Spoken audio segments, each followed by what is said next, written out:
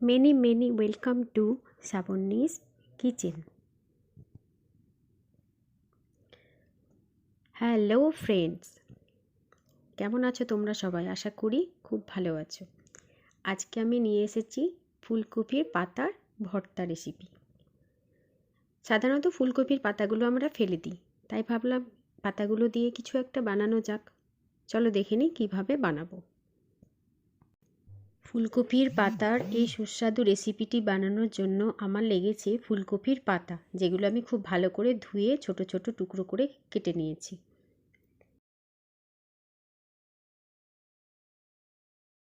এবার আমি একটা মিক্সার গ্রাইন্ডার জার নিয়ে নেব, যার মধ্যে পাতাগুলো আমি দিয়ে দেব।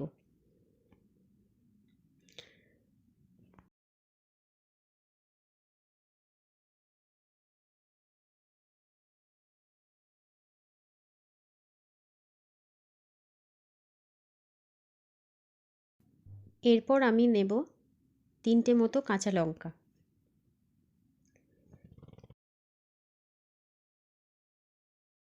এবার নেব কালো জিরে।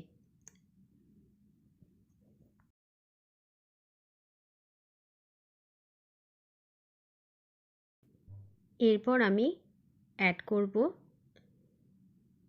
সামান্য লবণ। পুরো লবণটা আমি এখন দেব না, কিছুটা দেব। তারপর অ্যাড করব 4টে মতো রসুনের কোয়া, কিছুটা আদা কুচি।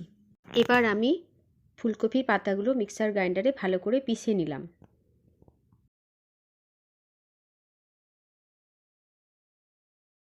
পুরো লবণটা তখন আমি দিইনি, তাই আবার একটু লবণ আমি এতে অ্যাড করব। লবণটা একসাথে বেশি দিয়ে দিলে বেশি হয়ে যাওয়ার চান্স থাকে, সেই জন্য আমি অল্প করে দুবারে দিলাম।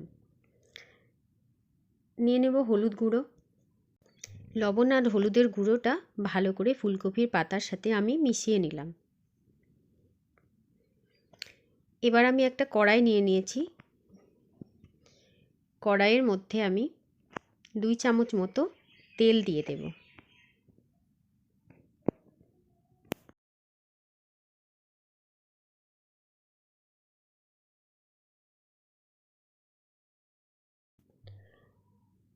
এবার কিছুটা কালো জিরে দিয়ে দিলাম ফোড়নের জন্য।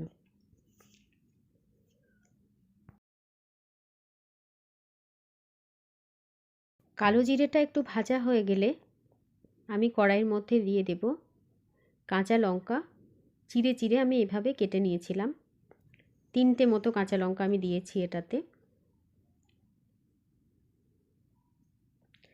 লঙ্কা আর কালো জিরে ভালোভাবে ভেজে নেব।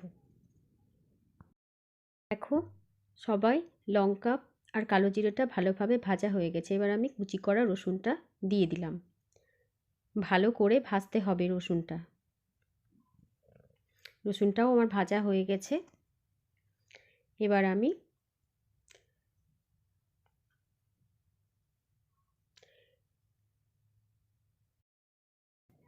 আমি ফুলকপির পাতার পেস্টটা কড়াইয়ের মধ্যে দিয়ে দেব।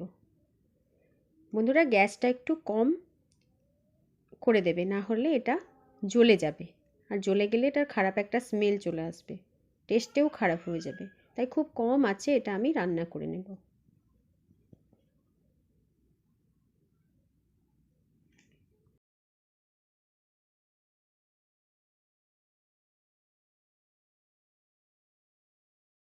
বন্ধুরা, ফুলকপির পাতার ভর্তা বা পাতা বাটা খুব সুন্দর টেস্টি একটা রেসিপি, যেটা গরম ভাতের সাথে শুকনো খেতে হয়, আর ভীষণ টেস্টি একটা রেসিপি। আমার ভীষণ ভালো লাগে, তাই আমি তোমাদের সাথে শেয়ার করলাম।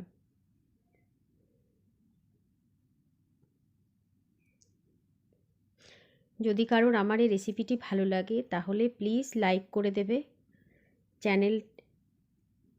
চ্যানেলটা আমার সাবস্ক্রাইব করে দেবে, আর কমেন্টে প্লিজ জানাবে রেসিপিগুলো কেমন হচ্ছে। বাড়িতে বানিয়েও কিন্তু সবাই।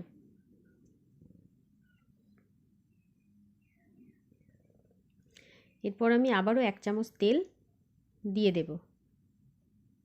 দেখো ফুলকপির পাতাগুলো কি সুন্দরভাবে ভাজা ভাজা হয়ে যাচ্ছে। অলমোস্ট আমার এটা রেডি হয়ে গেছে, কিন্তু আরেকটু আমাকে ভাজতে হবে যাতে এর মধ্যে জলটা যেন একদমই না থাকে, একদম শুকনো হয়ে যাবে ভাজা।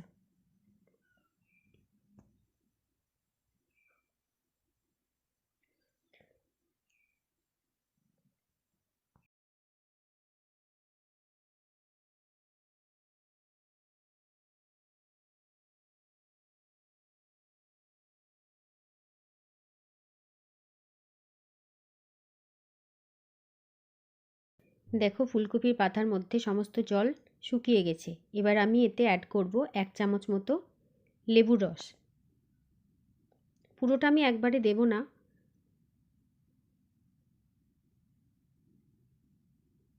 বাকিটা এবার দিয়ে দিলাম। দেখো রেডি হয়ে গেছে আমার ফুলকপির পাতার ভর্তা। কেমন লাগছে রেসিপিগুলো প্লিজ জানাবে। আবারও আসবো কোনো নতুন ধরনের রেসিপি নিয়ে। Thank you for watching my recipe video.